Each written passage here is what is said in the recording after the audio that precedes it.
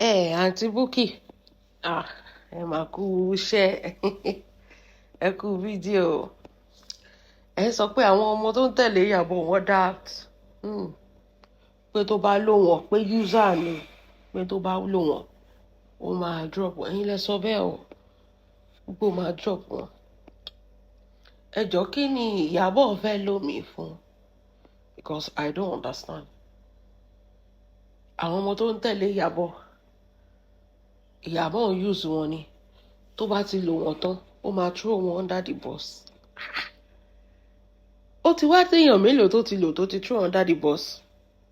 Point number 1. Number 2, kí ló fẹ́ lò mí fún? I don't understand. Ṣé mò ń ṣe fíìmù ni? Ṣé mò ń ṣe influencer ni? Kí ni mo ní sìn tí Iyabo fẹ́ wá gbà pẹ̀lú nǹkan t'Ọlọ́run bá ṣe fún? Tí Iyabo bá nídìí owó kò tiẹ̀ lè pè mí ẹlẹ́yà tẹ́mù kan, because èlò ni mo fẹ́ gbélẹ̀ tábà sọ pé okay ó ní nǹkan kan ṣe mọ̀. Ṣe rí gbogbo plan yín láti léyàn kúrò lára Iyabo, pàbó ló máa já sí. Pàbó ló máa já sí. Èèyàn tó ń gbé Banana Island, kí ló máa wá sọ pé ó jẹ́ òun yà? Èèyàn tó ń travel out lọ different countries, èèyàn tó ń gba influencing lóríṣiríṣi, èèyàn tó ń friends with Sade Okoyamu, Abudu and co. Kí ló máa wá need tó wá jẹ́ pé àwa fans la fẹ́ provide? Ẹ jọ ìbéèrè òfò, ẹ wo èèyàn tó ń fẹ́, ẹ wo Polo. Kí ló máa wá jẹ Iyabo ìyá tó máa wá sọ pé àwa? Aunty Bukky, Sherry, it's not about kéèyàn ọkàn sọ̀rọ̀. Sometimes ẹ jẹ́ à digest ọ̀rọ̀ táwọn people ìbá ń sọ. Wọ́n ní ó lo motún, wọ́n ló use ẹ̀ ó dump motún. Ẹ jọ ta ló use ara wọn nínú motún àti Iyabo based on gbogbo nǹkan tá a ti mọ̀? Tẹ́ ẹ̀ bá rántí máa gbé yín, ẹ kúkú mọ̀ pé máa gbé yín débẹ̀. Ẹ̀yin lẹ tanná wọ́rọ̀, tá bá dẹ̀ wá sọ̀rọ̀ ẹ̀yin lẹ tún máa bínú. Bí mo tún ṣe ń lẹ̀ mọ́ Iyabo ni, bó ṣe ń lẹ̀ mọ́ Iyabo ni, bí ìgbín tó bá rí karahun táwọn méjì máa jọ máa wọ́pọ̀, torí pé kí ni? Níbi tí mo tó tún lẹ̀ mọ́ Iyabo dé, ó tún lo orúkọ Iyabo láti fi create àjọ group. Who is using who? Ẹ wo tẹ́ bá fẹ́ ṣàbòsí ọ̀tọ̀ nìyẹn. But ẹ má máa pàjá lọ́bọ̀ fún wa. We are not babies, we are not fools. You are personal vendetta. Lẹ́ ń bá Iyabo ọjà, ẹ̀yin àti ẹ̀dẹ̀ nìyẹn. Ṣé wá rí gbogbo ilé ìtẹ́ wá mú mọ̀ yẹn? Ibi láti máa debunk yín, Aunty Bukky. Just because Iyabo kò fi wù mí lẹ̀ fún yín mú, kẹ́ ẹ ra mú, kẹ́ ẹ bá tọmọ yẹn jẹ́. Ṣebí nǹkan tẹ́ fi ń bínú sí nìyẹn.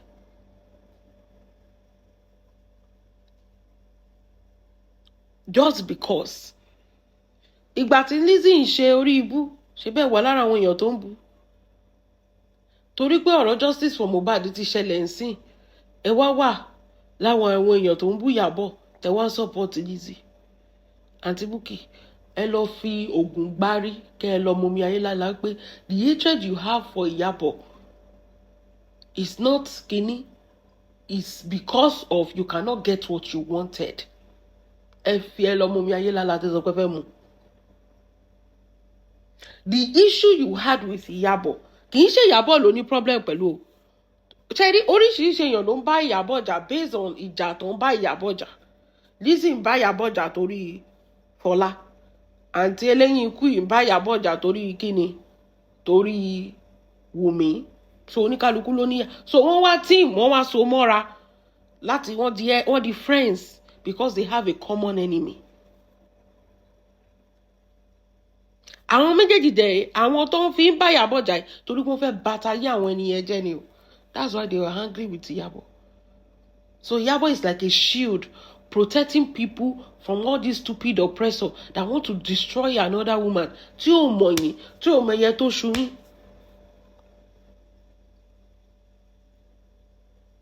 ó ní Iyabo use èèyàn àdán ó ti dèèyàn mélòó tó ti use mo tún lọ create WhatsApp group ó create group ó forúkọ Iyabo sí ó ń gbowó ń bẹ̀ who is using who ṣé Iyabo ló ń gbàjọ ni àbó ló ń ṣàjọ ẹ ló use Tóyìn kí ni Tóyìn for what I don't understand kí ni Iyabo fẹ́ lo Tóyìn fún I still don't that part kò tí yé mi kí ni Tóyìn gan fẹ́ lo Iyabo fún Tóyìn is number 2 ṣé o mọ nǹkan tó ń pè number 2 ṣá in fact about flip script gan a máa rí pé Iyabo gan ló pakuru mọ́ Tóyìn just like her because she's a big sister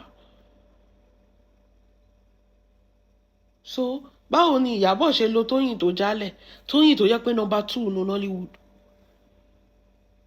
fíìmù wo ló fẹ́ produce tí ò lè produce ibo ní ilẹ̀kùn ó tún wà politically connected ìyẹn Tóyìn fún ara ẹ̀ ní ọ̀dọ̀ àwọn APC lọ́wọ́lọ́wọ́ bá ṣe ń sọ yìí so ilẹ̀kùn wo ni Tóyìn fẹ́ ṣí tí Tóyìn ò lè ṣí tó fi wá jẹ́ pé Iyabo máa use Tóyìn and dumper everybody is blessed in their own ways ó use Tóyìn láti ṣe kíni just because ẹ fi àfẹ́ lérò lára ọmọbìnrin àti Bukky ṣe mọ̀ pé 2 days ago lẹ́sìn sọ pé Sam Larry ló tún pa Mohbad níṣẹ́ tó sọ pé Bella Shmurda ló tún pa why are you confused about èèyàn tó ẹ ti sọ pé Wùmí o kò tún ṣe Wùmí mọ́ báyìí just because ẹ ṣe mọ̀ kéèyàn máa beat around bí Akínsọ́lé bí Akínsọ́lé bí Akínsọ́lé Bukky ọ̀rẹ́ ò wà consistent rí ìwọ ló máa ní Adéògùn ìwọ ló tún máa sọ pé Adéògùn ìwọ ló máa sọ pé kí ló ń wá kiri fọkàn ẹ balẹ̀ wo tó bá jókòó tó reset gbogbo nǹkan tó ṣókùn kò sí ẹ kedere báyìí níwájú Ọlọ́run ọba ni all you need to sit down and use your brain if you still get some up there.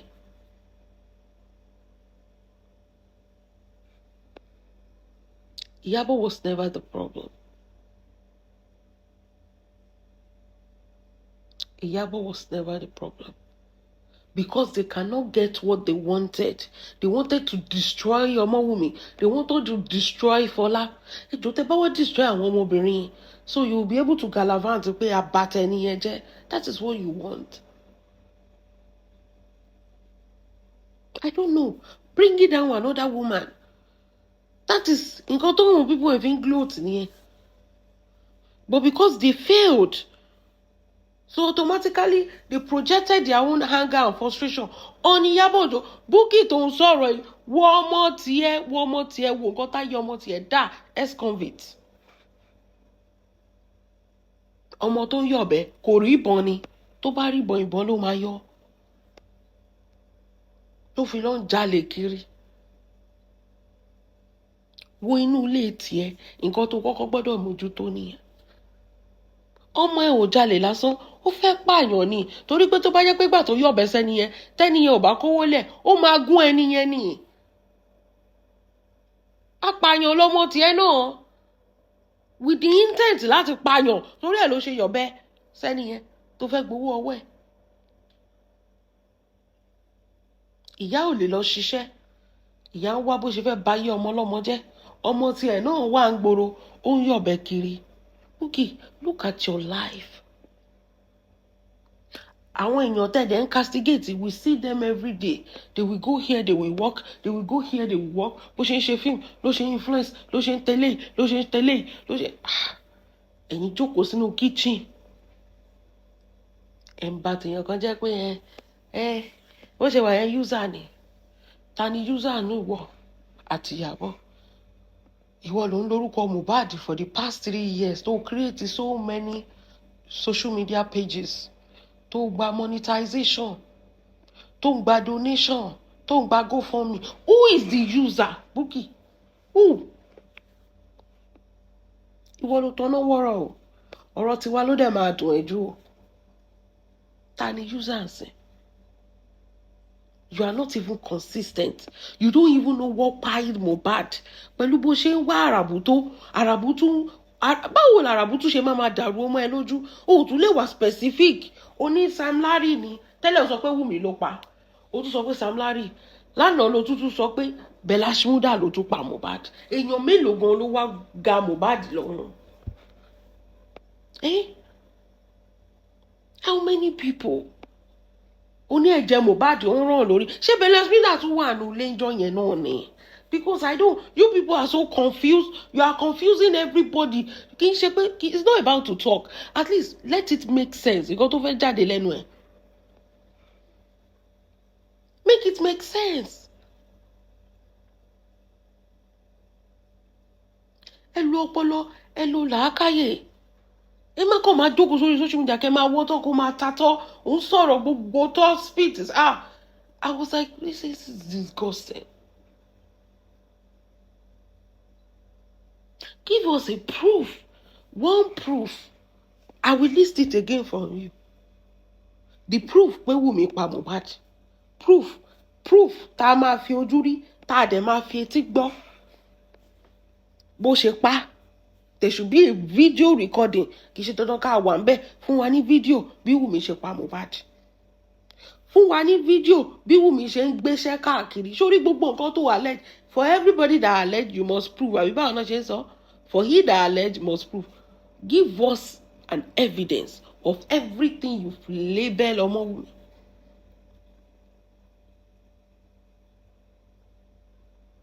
A 20-something-year-old little girl. But mo ń sọ kíní kan. Màmá Mohbad kan jàjà bí wèrè ni. Ẹ jọ̀ọ́, ìgbà tán ná Mohbad ṣé wọn ọ̀nà ìyàwó ẹ̀ ni. Mo ń sọ fún yín. Bí Mohbad ṣe ń go through ẹ̀ níyàwó náà ṣe wà disturb nulẹ̀. Ṣebí tán bá lù tán ṣebí ilé ló ń bọ̀. Ta ló bá ń fi ara? Ta ló bá wà sleepless night? Lórí gbogbo yín ẹ jókòó. Ẹ dá George Ọ̀pàpàǹdodo lórí ọ̀rọ̀ tẹ́ ẹ mọ́wọ́ tẹ́ ẹ mẹsẹ̀. Wùmí ló pa. Kí ni Wùmí fẹ́ pa fún? Kí ni òkú Mohbad? Kí ló dà fún Wùmí?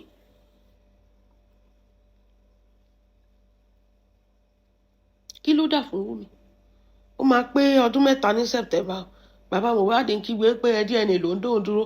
Wọ́n ti fún bàbá Mohbad more than 3 letters pé kó lọ ṣe DNA. Kò tẹ́ lọ́rùn ni.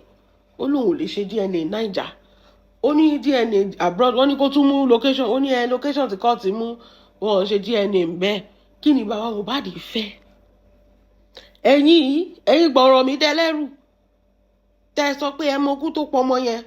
Ẹ̀yin lẹ máa wá justice. Ẹ̀yin lẹ sọ bẹ́ẹ̀ wà tí Bukky. Ó yẹ kẹ́ ẹ lọ mọ omi ayé lálá yẹn.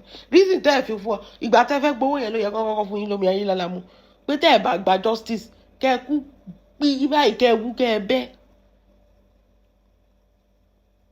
Torí ẹ dán ẹnu fún wa ni. Ẹ̀yin gbọ́rọ̀ mi dẹ́lẹ́rù. Tẹ́ ẹ ṣí péèjì kiri.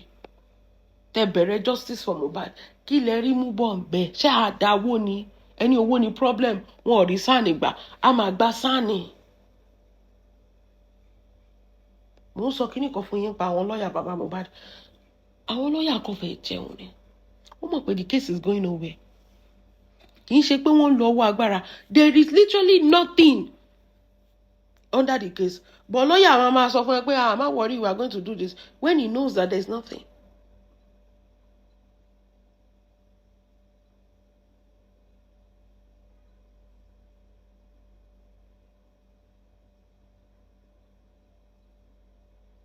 When he knows that there is nothing.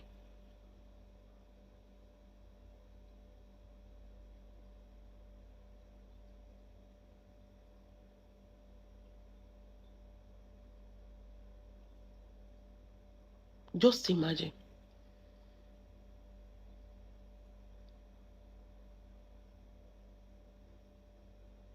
Àwọn kan wà tí mo máa sọ fún yín. Don't follow these people. Wọ́n fẹ́ create content ni. Iyabo ló sọ pé kó cancel Naira Marley. Níbo ni Iyabo ti sọ bẹ́ẹ̀? Ẹ máa question nǹkan tó bá ń sọ fún yín. Iyabo ló sọ pé Mohbad kú sínú ilé based on the CCTV camera. Tẹ́ sọ pé ṣebí camera wà nílé yẹn. where is the camera? Ó ní nǹkan tó mì ní pé ṣe bí inú ilé ni gbogbo ẹ ti ṣẹlẹ̀, ìta ni camera wà. So camera tó wà níta, báwo ló ṣe fẹ́ yí wọnú ilé kó lọ wo nǹkan tó ṣẹlẹ̀ nínú ilé? Ẹ̀dẹ̀ yí ọ̀rọ̀ yẹn mọ́ lọ́wọ́. Mo bẹ̀rù yín lórí social media. Ẹ̀dẹ̀ yí ọ̀rọ̀ yẹn mọ́ lọ́wọ́. You know exactly what she was talking about. She didn't necessarily mean that inú ilé ni Mohbad kú sí. They said the boy died in the house, but the camera outside. You were saying the boy died in the house, but the camera was outside. So how can the camera outside turn 360 and go and see what is happening in the house? Ẹ̀dẹ̀ jí mọ́ lọ́wọ́ pé ó ti confirm wípé inú ilé ni Mohbad kú sí, wípé ó mọ̀ nípa ikú ẹ̀, ó mọ̀ nípa gbogbo ẹ̀, òun ló fẹ́ bá yé Naira Marley jẹ́, wọ́n fẹ́ yí ilé Naira Marley lò. Ṣé ọmọkùnrin yẹn ò confirm pẹ̀lú ẹnu ẹ pé tóun bá kú lẹ́nìí ẹ má wọn Marley àsìn ni? Ṣẹ́rí, ó lè mọ òótọ́ gan, kán dẹ̀ ṣe pàṣípààrọ̀ òótọ́ yẹn mọ́ ẹ lọ́wọ́. Àwọn nǹkan táwọn Aunty Bukky ń ṣe. Aunty Bukky lè lé wa lẹ́yìn Iyabo. Ẹ kéré. I swear. Ẹ kéré. Kì í ṣe àtàrí àjànàkú ni, kì í ṣe ẹrù ọmọdé. Lè lé wa lẹ́yìn ẹ̀. Iyabo bá tèèyàn jẹ́, yín lẹ́ ń bá tèèyàn jẹ́ kiri based on feelings. Feelings can be wrong. This is what I used to tell you about feelings.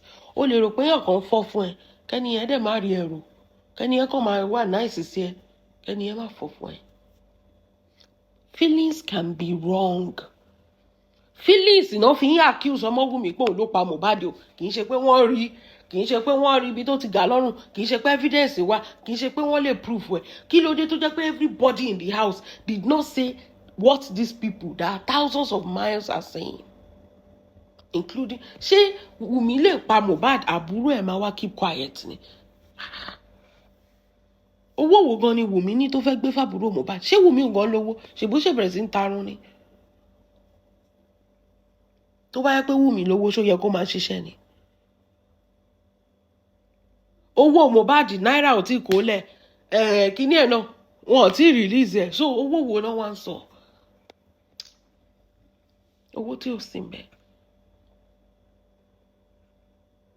These people, tẹ́ bá ń gbọ́ pé they are confused and they want to confuse the public.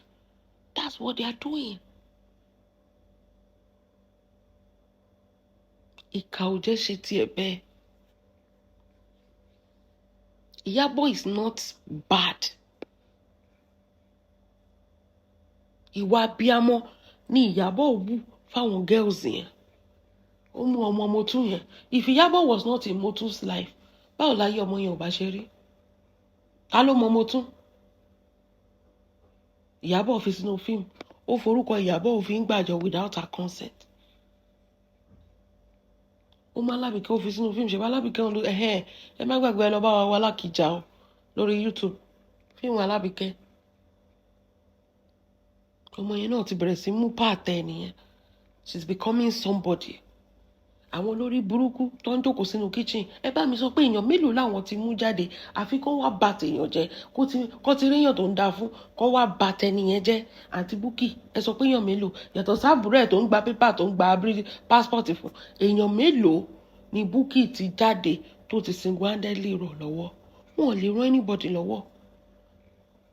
Bọ̀ èèyàn tó bá tún ràn yàn lọ́wọ́, àwọn ló máa wọ́nà láti já ẹni yẹn ṣubú. Mo níṣẹ́ máa dúró èèyàn tí Iyabo tó ń rán ní yunifásitì. Ṣé mọ̀ ṣá tó ń sọ pé wọn ò gbọ́dọ̀ sọ kó wọn ò tiẹ̀ gbọ́dọ̀ dúpẹ́ lọ́wọ́ òun. Nǹkan tí Iyabo hate jù nìyẹn. Ẹ gbọ́ lórí social media. Àbí Lizzy, ìyá Mọ̀búbù tí Lizzy ṣerun fún, ṣebí torí pé ó fẹ́ fi spy ti Arijan.